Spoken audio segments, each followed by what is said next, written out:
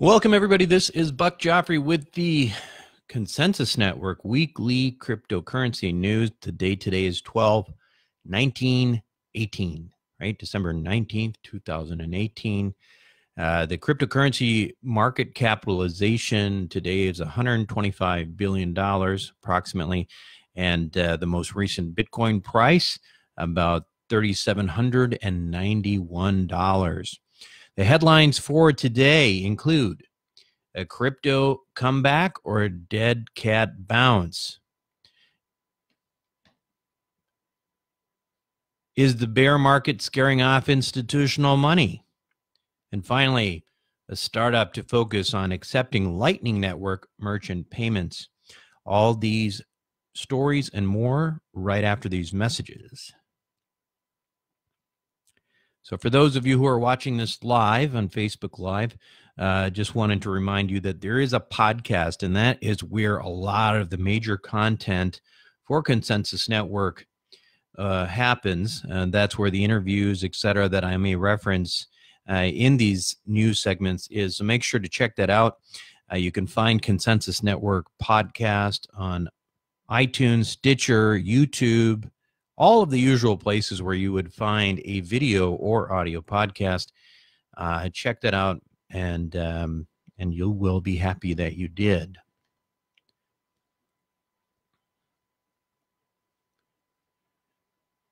Now, welcome back, everyone. So let's start out talking about this cryptocurrency market. Is this a crypto comeback or a dead cat bounce? So Bitcoin was up just under 7% this week. This is this is actually kind of an unexpected boost in my view, according to the blockcrypto.com, which, by the way, I think is a great news source that you should check out. There was a senior analyst that was talking about this. His name was Math Greenspan of eToro. And he and several senior market analysts believe that really what's going on now is that there is that there are a bunch of traders, technical traders, who are closing out short positions before the end of the year. So according to Greenspan, closing short sell positions creates upward pressure on prices. Evidence? Bitcoin Cash is up the most. Of course, Bitcoin Cash, or BCH, in this case, Bitcoin Cash, has proven itself over the past few weeks, in my view, to be living up to its nickname BTrash, and the fact that it is up by some 20% or more is evidence of this short selling. Now, frankly, in my opinion, there is no other reason for this rally right now. In fact, looking at it from a macro perspective, which I think is important to do, the global markets themselves are shaky. I do not subscribe to the idea that Bitcoin is yet an uncorrelated asset. That is a thesis that I've heard thrown around. In times of uncertainty, people sell off speculative assets, and the majority of the world still sees Bitcoin as a speculative asset.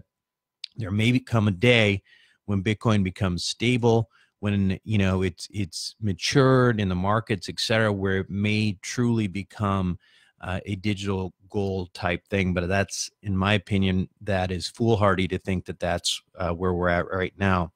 So most of the most of what's going on in the world right now on the macro side, on the economic news, is negative, and there's a lot of uncertainty with interest rates and with tariffs from the Trump administration. The equity markets have been shaky, and frankly, there's been a number of analysts who predict some recessionary activity in 2019. Now, again, I'm not crying wolf here, and I'm not saying the sky is falling, but what I am saying is that there is no question right now. There's a tremendous amount of uncertainty even within the mainstream economic forecast. So to the idea that suddenly Bitcoin would be taking off in that environment, to me, seems like not a very smart interpretation of what's truly going on. So anyway, my vote This is not a rally. It's a dead cat bounce, and there is no reason for recovery right now. Don't get excited, in my opinion. Now, next story. Is the bear market actually scaring off institutional money? According to Bloomberg, JP Morgan analysts believe that that the protracted cryptocurrency bear market, the winter that we're in the midst of right now, is driving institutional interest away from cryptocurrency. The report cites decreasing interest in open contracts on Bitcoin futures at the Chicago Board of Options Exchange, which also known as the CBOE. And last month was apparently the lowest level of interest since futures trading began in December of 2017. A similar sentiment was also recently reported by CoinShares CSO Meltem Demirors. And again, I have to just again interject my own view here. I consider myself more of a macro guy. Obviously, I am, not a computer scientist. I come at this from investing background, and in my view, you see people talking about how this has happened to Bitcoin and this has happened to cryptocurrency several times, and there's nothing different about it. In my view, that's not true, and that what makes this crash different is that many crypto enthusiasts, despite seeing these bounces before and saying that they're unfazed by them, are not recognizing that at this current time with this bull market, and then followed by a really stable price around 6,000 of Bitcoin, that this entire market was ultimately shaken to its core by a couple of ridiculous personalities, namely Craig Wright of Bitcoin Cash, or as I said, BTrash, ABC, or I'm sorry, of Satoshi's Vision, and Roger Ver of Bitcoin Cash ABC. So those two, particularly Craig Wright, single-handedly, in my opinion, have hurt this ecosystem significantly by showing that a couple of strong personalities and a couple of idiots could seriously affect hashing power and significantly bring down or change the behavior of Bitcoin miners and everything related to Bitcoin. Frankly, I think that that's basically what these guys at the analysts at Bloomberg and CoinShares are saying, right? I mean, this is not where smart money goes to live. And I truly believe that this will impact the likelihood of any ETF this year. Hopefully we get one. I certainly would have, I would be shocked if we got one by the end of February deadline for the current CBOE one, because it is kind of a chaotic place to be right now. And I think the SEC is going to be extremely conservative. They don't want to be in the middle of something that seems like it can be so easily manipulated by a couple of characters named Fake Toshi and Bitcoin Jesus. Anyway, next story. Now, some positive news. There's a startup that is focusing on accepting Lightning Network merchant payments.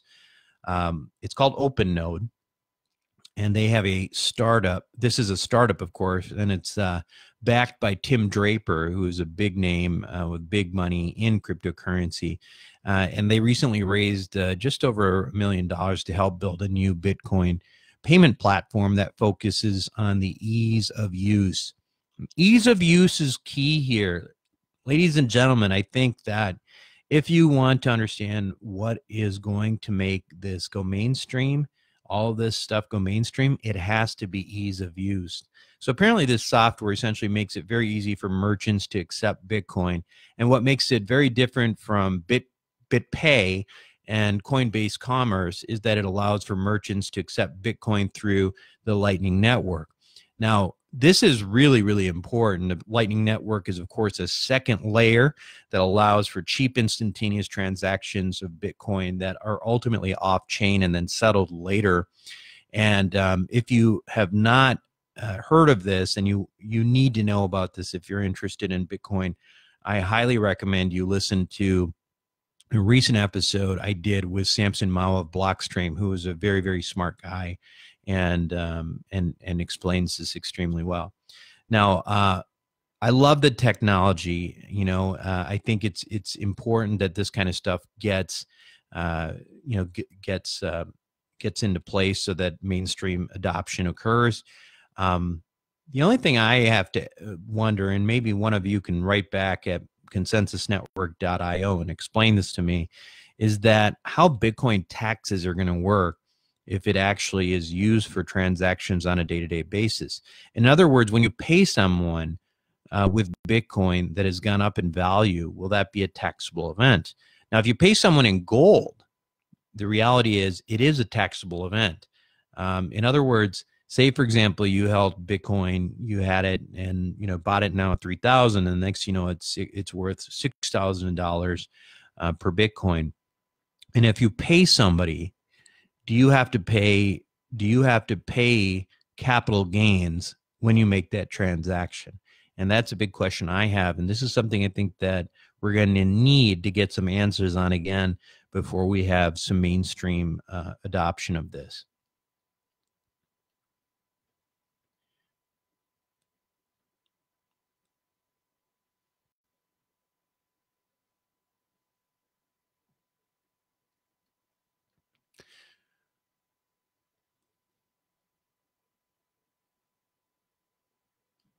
I guess that's all the stories I have here.